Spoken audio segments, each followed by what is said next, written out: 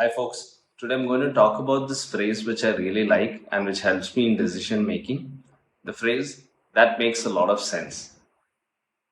I'm also going to talk about the pitfalls involved in trusting too much on this sort of decision making as well.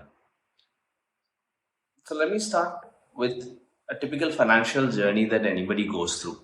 When we start our careers, we don't have much of experience with finances and investments. So we tend to copy either what our friends are doing,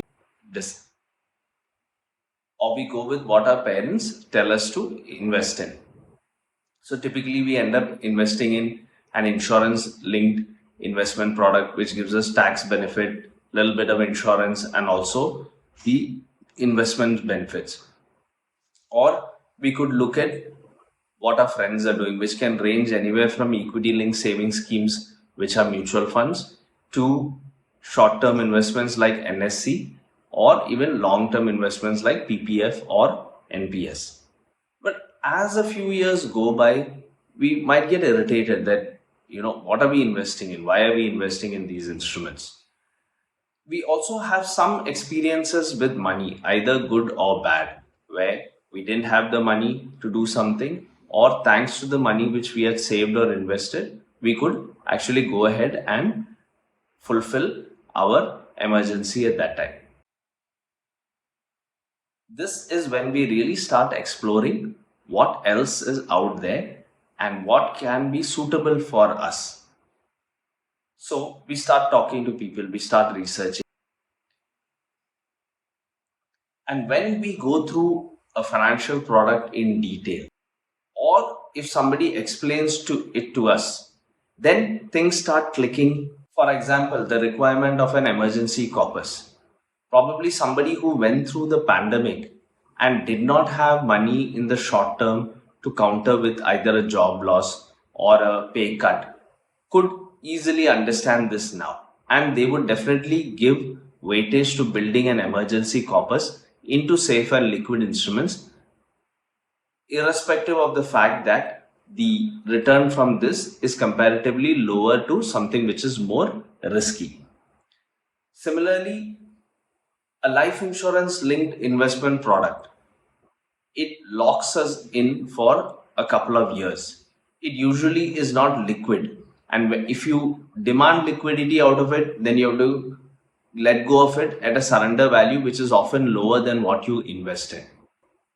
Many people have had this experience where they tried to liquidate it and they came away disappointed, not only with the returns which caused them to go there in the first place, but with also the actual process of liquidating the investment.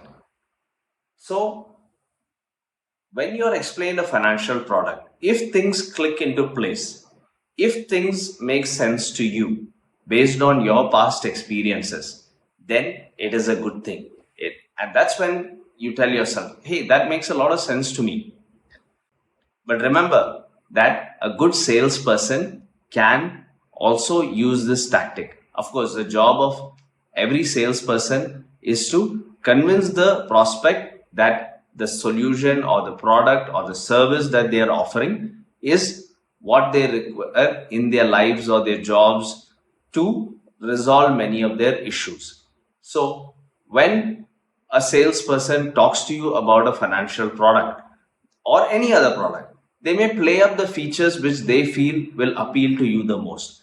And they may not tell you about the problems or the past experiences of clients where the good and the bad, the pros and the cons have been experienced by them. So it is up to you to now go online and research these. Thanks to the internet, now we have tons of reviews out there and tons of opinions out there, right? Whether it's food, then we can go to a Zomato or a Google review and check out the restaurant. When it's a trip, we can go to TripAdvisor or Booking.com and read the reviews. I would say that review of financial products, understanding them is much more important than this. So go online, read a few articles, you'll get a sense of what are the pros of such a product and what are the disadvantages of such a product. If you have some friends whom you consider to be financially savvy, speak to them as well. Ask them whether they've already tried investing in these products and what was their experience with them. On doing this research, if you again find something which is bothering you, make sure that you clarify it. Ask for these clarifications in writing ideally, because people can say anything while discussing, so they would have to put down in writing what is actually required. Once you've done this, then you can take the decision whether to go ahead or not. Again, where you're being compelled to put in large amounts, where there is a threshold, then you have to be even more careful. But where you can get away with investing small amounts, then for that learning curve, it's worth putting in a small amount and seeing how it works out for you. So keeping all these factors in mind, go ahead, explore more investment products, try to diversify your portfolio and see what works for you.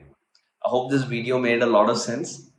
If there are points which you need further clarification on, do write into us and we'll be happy to revert to you. Thanks for watching.